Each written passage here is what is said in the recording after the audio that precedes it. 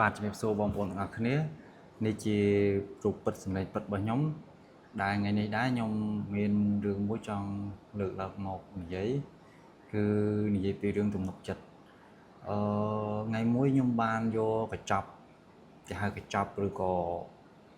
សមីឯកសារមួយអញ្ចឹងណាយកទៅប្រទេសមេដែលជាម្ចាស់ក្រុមហ៊ុនហើយអ្នកនៅខាង office គាត់បានផ្ដាំថាពេលដែលយកទៅឲ្យគឺហាមឲ្យអ្នកណាផ្សេងទាំងអស់ក្រៅពីម្នាក់ហ្នឹង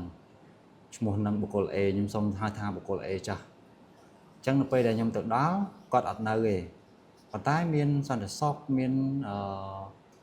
ដែលគាត់នៅចាំយាមកាមនៅមុខផ្ទះហ្នឹងហើយហ្នឹងក៏ដូចជាអ្នកផ្សេងដទៃទៀតនៅក្នុងផ្ទះហ្នឹងគាត់នៅប៉ុន្តែម្នាក់ដែលបុគ្គល A ដែលចាំទទួលអីវ៉ាន់ដែលទទួលសមីឯកសារហ្នឹងគឺគាត់អត់នៅទេគាត់ទៅក្រៅអញ្ចឹងខ្ញុំបានតាក់ទងអ្នកទៅអ្នក office ហើយអ្នក office គាត់បានបញ្ជាក់ដែរថាគឺទុកនៅខ្ញុំសិនហាមឲ្យទៅបុគ្គលណាផ្សេងទាំងអស់ទាំងដែលអ្នកដែលខ្ញុំរៀបរាប់នៅខាងលើទាំងសន្តិសុខនិងក៏អ្នកឈ្នួលនៅក្នុងផ្ទះហ្នឹងគឺមាន 4-5 នាក់តែអត់ឲ្យទទួលទេនៅជាមួយគ្នានៅក្រោមផ្ទះតែមួយប៉ុន្តែអត់ឲ្យទទួលជំនួសបុគ្គលម្នាក់នឹងម្នាក់គត់ពេលដែលខ្ញុំឃើញអញ្ចឹងមានអារម្មណ៍ថាបុគ្គលដែលគាត់រស់នៅជាមួយគ្នា 4-5 នាក់ហ្នឹងតើគាត់មានអារម្មណ៍យ៉ាងម៉េចទៅព្រោះនៅពេលដែលខ្ញុំទៅដល់ខ្ញុំបានប្រាប់តាមដឹងដែរថាតើបុគ្គល A នៅអត់ហើយបើសិនជាគាត់អត់នៅគឺខាង office ខាងដែលអ្នកបកគោលឲ្យខ្ញុំយកមកផ្ញើមកឲ្យហ្នឹងគឺអត់ឲ្យបកគោលឲ្យបុគ្គលណាទាំងអស់គ្រាន់តែលឺអញ្ចឹងគឺបុគ្គលដែលគាត់នៅហ្នឹងគឺ 4-5 នាក់ហ្នឹងគឺគាត់តម្លាក់ទឹកមុខហ្មងអញ្ចឹងគឺធ្វើឲ្យយើងអ្នកដែលយើងយកទៅហ្នឹងក៏វាមានអារម្មណ៍ថាគេទៅ 4-5 នាក់នៅក្នុងហ្នឹងមានតែបុគ្គលម្នាក់គត់ដែលទុកចិត្តគឺចាំទទួលអីវ៉ាន់ហ្នឹងអញ្ចឹងវាជាគេហៅ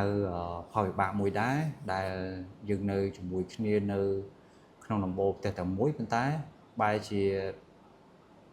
អ្នកដែលទទួលបានភារកិច្ចឬក៏ទំនុកចិត្តគឺមានតែម្នាក់គត់បាទអញ្ចឹងពិបាកដែរបងប្អូននៅក្នុងសង្គមមួយនេះគឺយើងត្រូវតែកសាងទំនុកចិត្តធ្វើខ្លួនឲ្យល្អសម្រាប់ខ្លួនឯងគឺនៅពេលដែលមានសារៈសំខាន់អីមួយនៅពេលដែលមានហេតុការណ៍អីមួយឬក៏បញ្ញាឬក៏ចាំបាច់អីមួយគឺមានតែយើងហ្នឹងឯងដែលជាគេហៅសសរឬក៏ទំនុកបំរុងឬក៏ពឹងពំនាក់ដែលក្រៅពីអ្នកដទៃអត់នៅអញ្ចឹងណាអញ្ចឹងបងប្អូនយល់យ៉ាងណាដែរហើយវីដេអូនេះជាលើកទី1ដែលខ្ញុំធ្វើឡើងដែលនិយាយទៅមុខកាមេរ៉ាអញ្ចឹងគាត់ណាបងប្អូនដែលលើកទី1អត់មានចំណុចល្អចំណុចperfect ទេគឺតែមានចំណុចខ្វះខាតច្រើនអញ្ចឹងបងប្អូនអាច comment នៅខាងក្រោមដើម្បីខ្ញុំយកមកកែលម្អបន្ថែមអរគុណជម្រាបលាជួបគ្នាវីដេអូក្រោយបាយបាយ